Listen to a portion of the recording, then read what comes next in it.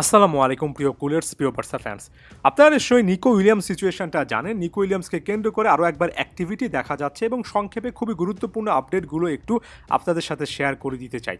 Fabrizio রোমানোর পোস্টটা নিশ্চয়ই দেখেছেন। স্পোর্ট মুন্ডো ডেপোর্টিভো থেকে শুরু করে জনপ্রিয় স্প্যানিশ আউটলেটগুলো কিন্তু ফলো করে নিউজ করছে এ মুহূর্তে বার্সা নিকো উইলিয়ামসের ব্যাপারে আগ্রহী, কিংবা একেবারে উল্টো পথে এসে বলতে হয় নিকো উইলিয়ামস বার্সাতে আসার জন্য একেবারে জানপ্রাণ দিয়ে নাকি চেষ্টা করবেন, এমন টাইপের রিপোর্টে আমি বেশ কয়েকটা জায়গায় দেখেছি।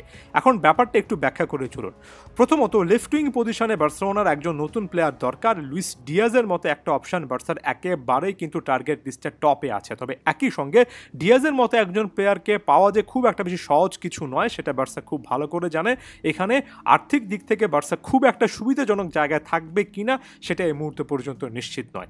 লেফট উইংয়ে কোনো না কোনো অপশন রাখা দরকার। এজন্য আমরা নিশ্চয়ই সাম্প্রতিক সময় দেখেছি পেরিসিসের মতো প্লেয়ারের ব্যাপারও ফ্রি এজেন্ট হিসেবে তিনি যেহেতু আসবেন, ফ্লিকের আগ্রহ আছে।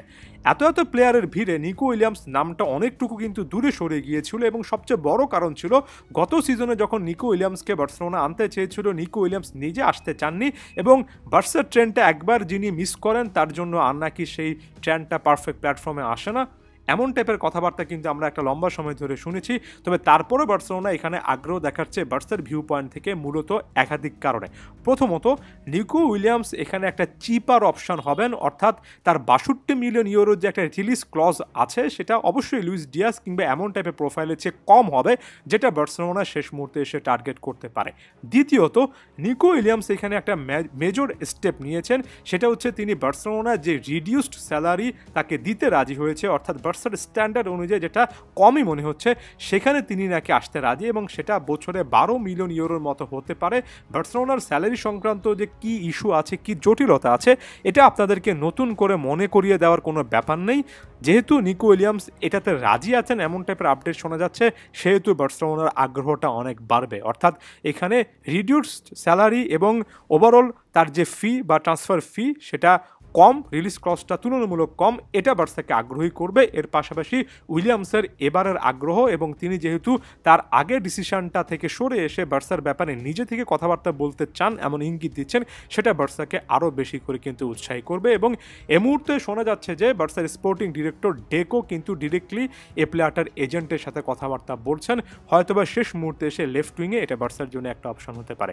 এখন এটা কতটা ভালো কতটা খারাপ, এটা অনেক সময় কিংবা এক্ষেত্রে তো আমার কাছে মনে হয় মোস্টলি ডিপেন্ড করছে যে ওই অর্থনৈতিক ব্যবস্থাগুলোর উপরে বার্সেলোনা কি পরিমাণ অর্থ খরচ করতে পারবে, কি পরিমাণ বেতন দেবে, সেটা তাদের স্যালারি কিংবা ট্রান্সফারের অন্য বাজেটে কতটুকু ইম্প্যাক্ট রাখবে সেটার উপর আমি আসলে জাজ করতে চাই।